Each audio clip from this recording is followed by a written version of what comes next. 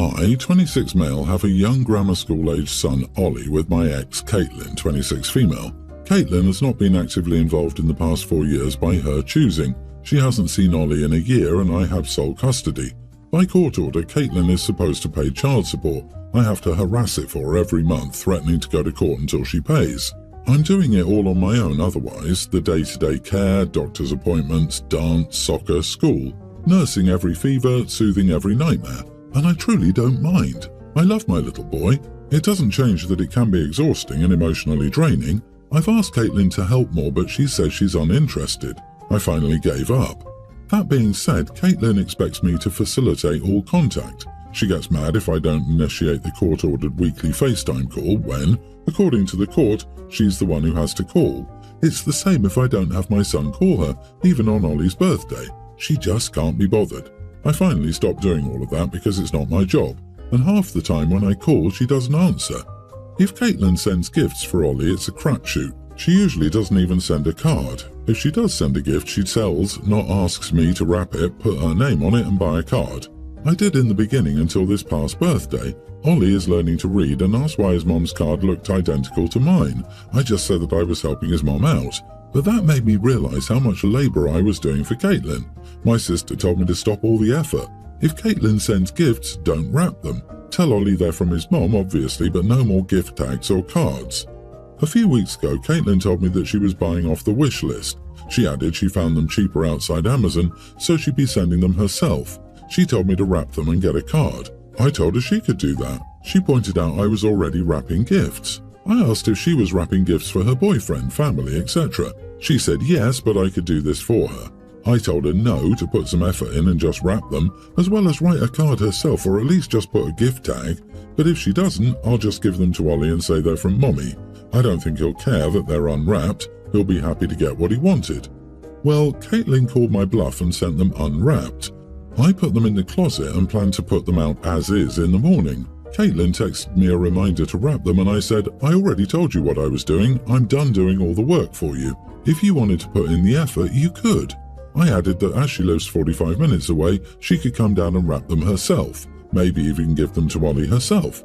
She said I was being an idiot and hung up. I'm starting to wonder if I should wrap them, but I'm also just so tired of taking up for her. Am I the idiot? Not the idiot. Your ex is a piece of work, though. On a side note, if you leave them in the postal packaging, isn't that a form of unwrapping for your child? It's not pretty, of course, but it serves to hide what's inside. And document everything, just in case for any reason she feels she wants to try to get custody again. Good point, but I'm sorry, you are the idiot, OP. You're being a doormat for your ex. I get it, she's still Ollie's mum, but you don't owe her anything. It seems like she only wants to be a part of Ollie's life in order to exert any modicum of control over you that she can. The court has laid out how every interaction is to happen. You don't and shouldn't have to do anything other than what is outlined in the custody agreement. Ollie deserves better than you trying to uphold this falsehood of who his mother is, and so do you. Ex is being a lazy mom and expects you to do all the parenting. No. If she wanted her gift to be presented a certain way, she should have done the damn wrapping herself, since it's not that hard. LMAO.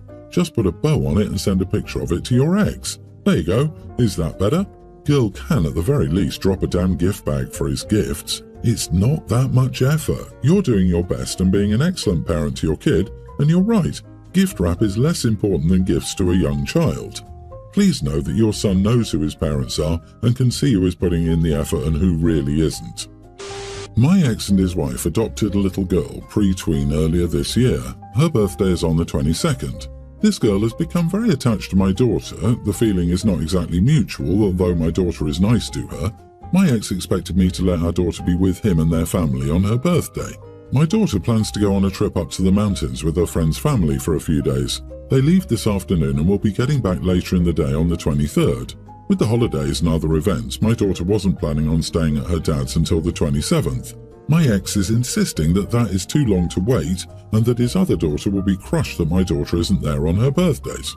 According to him, she has a lot of issues with feeling forgotten and hasn't had the best experiences with birthdays in the past, so my ex and his wife wanted to make this one perfect. So they think my daughter needs to be there for it to be perfect since she's her sister's favourite person. My daughter doesn't want to change her plans though. While I feel bad for the little girl, my ex and his wife should have brought up her birthday sooner.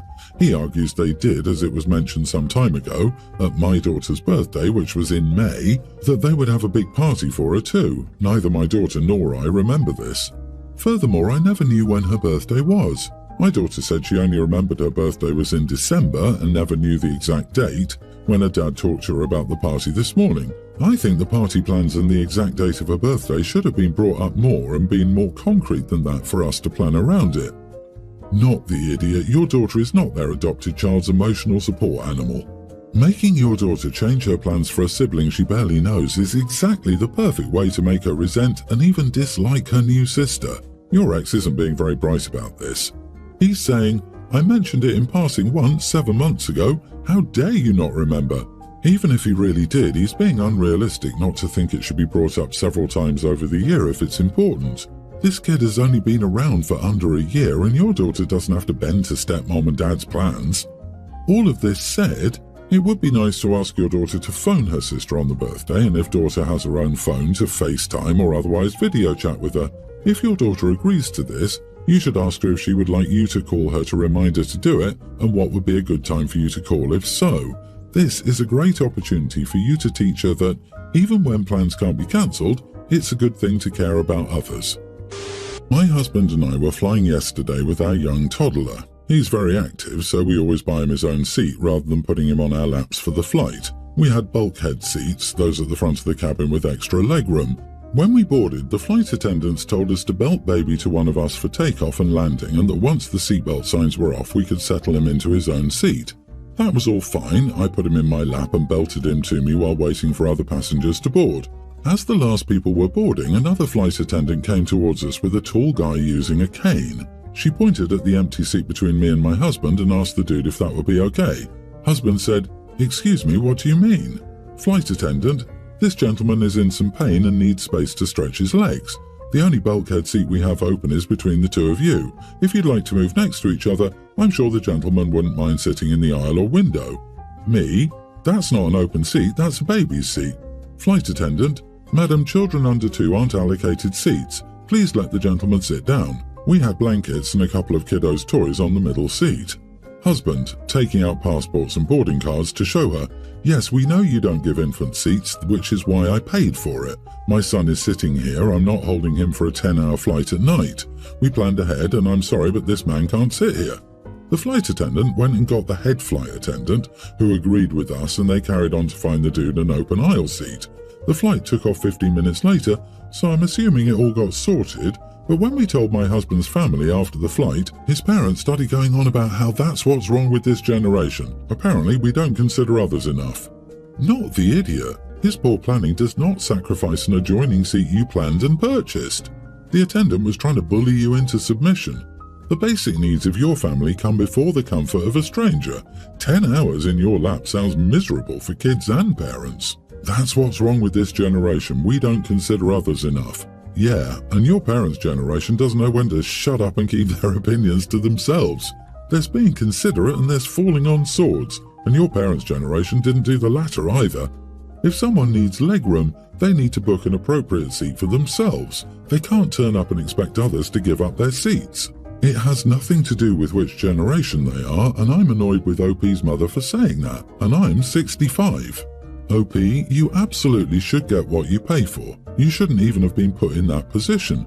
The flight attendant offered the seat without even checking if it was really open. Once the flight attendant knew the facts, the attendant should have apologized to you and moved on. They can't take your money and then pressure you to give up what you've paid for. I, 45 male, have a daughter, teen, a son, young teen, and another son, tween. 2 years ago, I gifted my eldest daughter a MacBook as a birthday present. She's had it since, took extremely good care of it, and loved the gift. In fact, I could go resell it as new if I wanted to.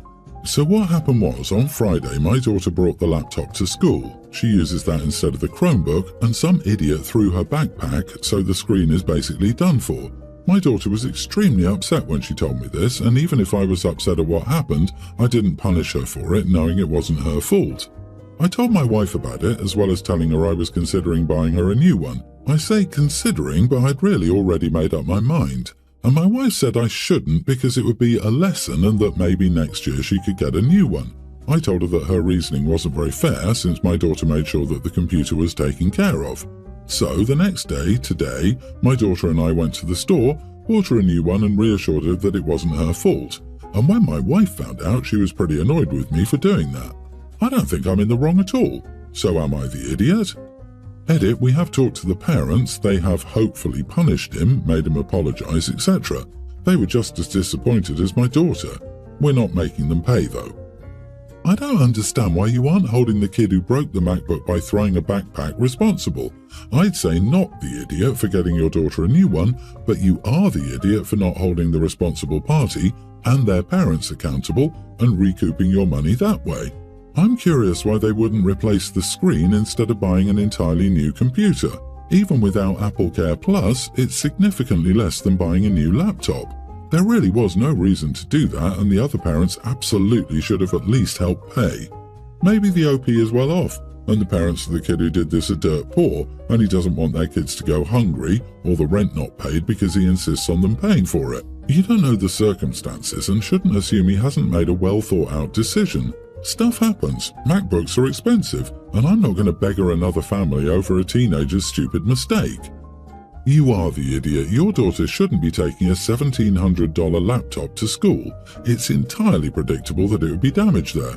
Let her use it at home and use a Chromebook at school like everyone else. Large financial purchases, especially when they relate to one of your children, should be agreed on by both parents. You don't get to make these kinds of parenting decisions arbitrarily on your own. Why didn't you press your wife more on why she thinks it's a lesson for her daughter? Why didn't you talk more to come to an agreement on what to do? I'm going to take a wild guess that OP thinks money solves everything and the wife doesn't. He didn't try and see if it could be repaired, just immediately gave her a new one. Didn't discourage her from taking expensive hardware to school and instead using what's provided. And doesn't seem to care that much if the other kid is punished or even why he threw the bag. I bet this runs way deeper than this one story. My husband has food insecurity and overeats even when he's not hungry out of fear of it all being eaten before he gets to taste it. Every item of snacks or soda in this house that is bought is gone within a few days because he binges until it's gone. And he's told the kids they couldn't have more dinner because there wasn't enough so that he could eat it later. I was at work for that one.